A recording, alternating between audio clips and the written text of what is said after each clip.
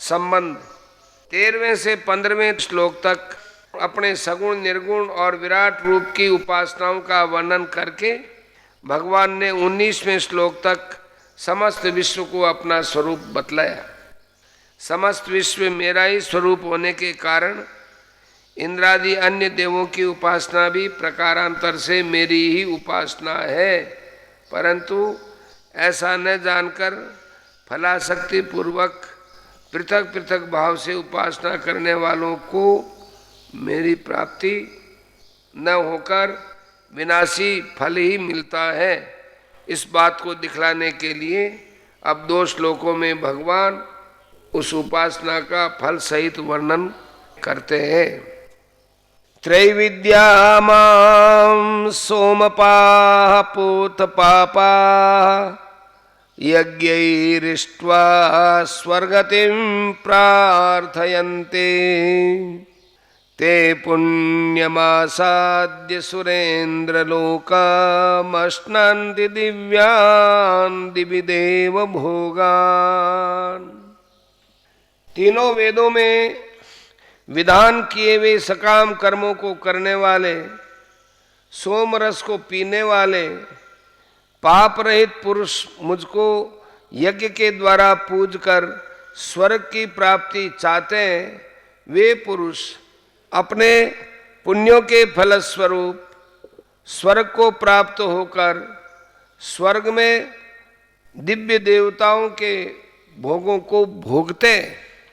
प्रश्न, त्रैविद्याः सोमपाः और पूतपापाः, इन तीनों पदों का क्या अर्थ है तथा ये किस श्रेणी के मनुष्यों के विशेषण हैं? उत्तर, ऋग्वेद, यजुर्वेद और सामवेद, इन तीनों वेदों को वेदत्रयी अथवा त्रिविद्या कहते हैं। इन तीनों वेदों में वर्णित नाना प्रकार के यज्ञों की विधि और उनके फल में श्रद्धा प्रेम रखने वाले एवं उसके अनुसार सकाम कर्म करने वाले मनुष्यों को त्रैविद्य कहते हैं। यज्ञों में सोमलता के रसपान की जो विधि बतलाई गई है, उस विधि से सोमलता के रसपान करने वालों को सोमपा कहते हैं। उपर्युक्त वेदोक्त कर्मों का विधि पूर्वक अनुष्ठान करने से जिनके स्वर्गादि प्राप्ति में प्रतिबंधक रूप पाप नष्ट हो गए हैं, उनको पूत पाप कहते हैं।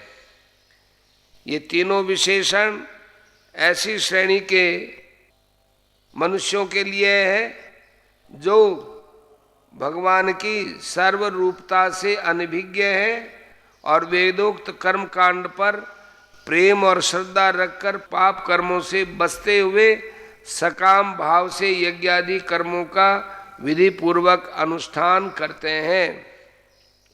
प्रश्न, पूत पापा से यदि ये अर्थ मान लिया जाए कि उनके समस्त पाप सर्वथा धुल गए हैं, वे पूत पाप है, तो क्या हानि है? उत्तर, अगले श्लोक में पुण्यों का क्षय होने पर उनका पुनः मृत्यु लोक में लौट आना बतलाया गया है।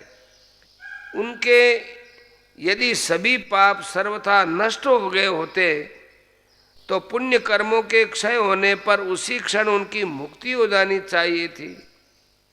जब पाप पुण्य दोनों का ही अभाव हो गया तो फिर जन्मने का कोई कारण नहीं रह गया।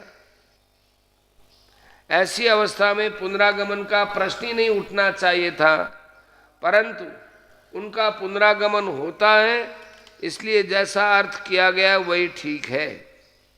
प्रश्न, यहाँ माम पद किनका वाचक है और उनको यज्ञों द्वारा पूजना क्या है? उत्तर, यहाँ माम पद भगवान के अंशभूत इंद्रादि देवताओं का वाचक है।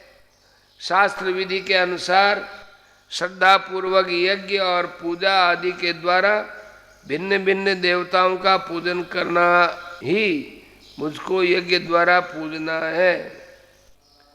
यहाँ भगवान के इस कथन का ये भाव है कि इंद्रादि देव मेरे ही अंगभूत होने से उनका पूजन भी प्रकारांतर से मेरा ही पूजन है, किंतु अज्ञानवश सकाम मनुष्य इस तत्व को नहीं समझते, इसलिए उनको मेरी प्राप्ति नहीं होती।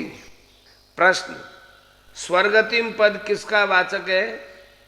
उसके लिए प्रार्थना करना क्या है? उत्तर, स्वर्ग की प्राप्ति को स्वर्ग गति कहते हैं।